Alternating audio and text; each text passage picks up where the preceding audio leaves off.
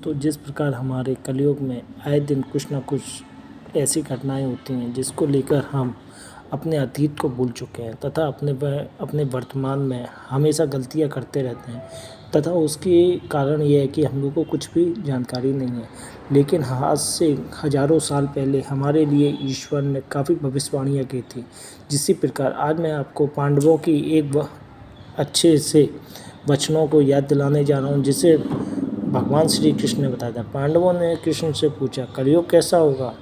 तब श्री कृष्ण ने 4 बाण अलग अलग दिशाओं में चलाए और अर्जुन, भीम, नकुल और सहदेव को अलग अलग दिशा में भेजकर उन बाणों को लाने के लिए कहा। घंटों तक खोजने के बाद अर्जुन को वह तीर मिल गया जिसकी उन्हें तलाश थी। जैसे ही वह तीर उठाने के लिए झुका, उसे एक मधुर आवाज़ सुनाई दी।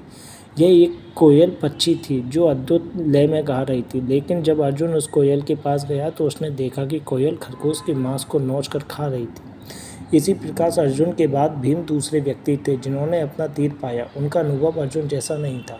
उसने देखा कि तीर 5 अजीबोगरीब कुएं के पास फर्श पर पड़ा है। इनमें से 4 कुएं चीनी के पानी से लबालब भरे हुए थे। यह स्पष्ट था कि वे कुएं संभवतः अब और पानी नहीं रोक सकते। इसके विपरीत 5वां और सबसे बड़ा कुआं जो केंद्र में स्थित था, पूरी तरह से सूखा हुआ था। जब नकुल तीर लेकर वापस आ रहे थे तो उसने देखा एक गाय अपने नवजात बछड़े को चाट रही थी। लेकिन अजीब बात यह थी कि बछड़े के साफ हो जाने के बाद भी वह उसे चाट रही थी, इतना कि नवजात को दर्द होने लगे।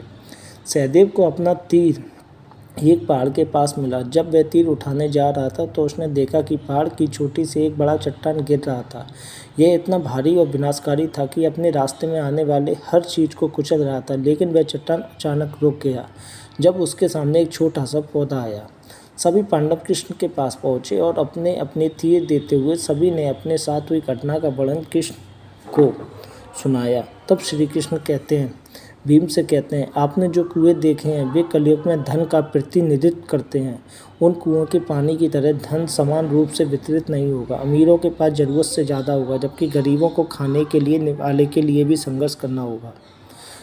कृष्ण नकुल से कहते हैं कि कलयुग में माता पिता अपनी मर्यादा भूल जाएंगे। वे अपने बच्चों को विनाश तक प्यार करेंगे। माता पिता अपने बच्चों के लिए अपने प्यार में इतने अंधे हो जाएंगे कि वे उनके पतन का कारण बनेंगे। अंत में कृष्ण सहदेव से कहते हैं, कलयुग में लोगों के चरित्र और धार्मिकता में पतन होगा। वे ज्ञान की बातें नहीं सुनेंगे, ना ही वे धर्म के मार्ग पर चलेंगे। निरंतर उनका पतन होगा। लेकिन जिस तरह वो छोटा सा पौधा उस चट्टान को रोक लेता है, उसी तरह केवल भगवान का नाम लेने मात्र से ही इस संसार के सभी लोगों के समाज के कल्याण होगा।